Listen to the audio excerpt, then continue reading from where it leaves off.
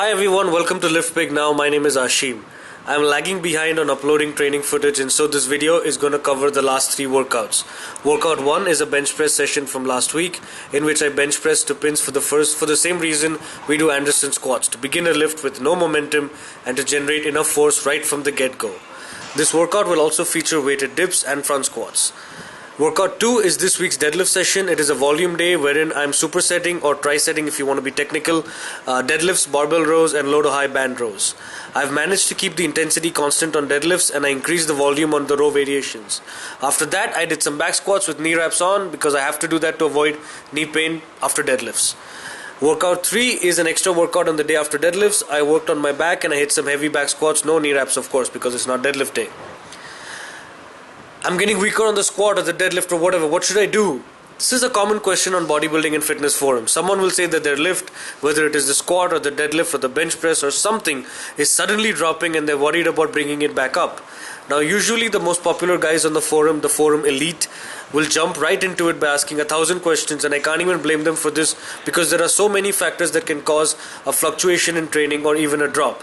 See, that's the first thing to consider, to really analyze. Is this a fluctuation or a definitive drop? Because fluctuations are normal. Plus or minus 5% of your working weight is really nothing to get hurt over. Don't get me wrong, it's not good, but it's not the worst thing that could happen to you. And this type of fluctuation is the reality of lifting. It really does happen sometimes, but you don't want it to happen, but it does happen. But a drop, a full-blown drop, is not good, and there could be a lot of reasons as to why this decrease in strength, this regression in performance has happened. Overall preparedness, progression, failure of the routine, medical reasons. There are many factors involved in this. But you know what I've observed? You don't have a lot of information to go with. You can't make any definitive suggestions because you don't even have a full snapshot of the current scenario, let alone some historical reference. So you don't know what this guy has been doing. You don't know all that he's doing right now. All you have to go with is, my lift is suffering, what should I do? And despite this, you will have people suggest stuff like change your routine, work on weak points, switch exercises, do so and so variation of this movement, do more of this, blah blah blah. And that's really not the best way to go about helping this individual. This is not the best way for you to seek help. Well, you should have first given more information. But the best way to approach this scenario from the point of helping this guy or this girl is to make small changes. You don't need to rework your whole routine just because you are stuck or dropping strength on one exercise. It is way overkill to do so. You know, when people who've been training for bodybuilding or aesthetics come to me for strength help and they want me to design their routines for them, I don't just scrap their whole training and begin afresh. I make small changes and I make them frequently. And these small changes all add up.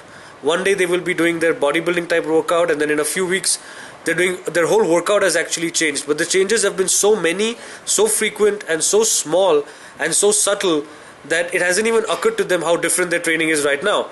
And then they always go through a shock, when they look at 6 weeks down the line after I've begun helping them, and they go like, whoa, I'm not even doing anything similar to what I was doing before, but I haven't realized how much my training has changed. So the same principle would apply to some general query with an incomplete present scenario and a missing background reference about a drop in strength. Just work within the parameters of the program. In this case, just think about sets and reps and weight. Begin small. If small changes work, then keep at it. If they don't work, then you need to make more and more changes. And pretty soon all these small changes will add up, and pretty soon you will find you will be on your way to getting to your goals. Majority of the time you don't need earth-shattering changes and full-blown training overhauls. Baby steps, that is the key. Thanks a lot for watching this video, guys. I really appreciate your love and support, and I hope you guys are having a good week.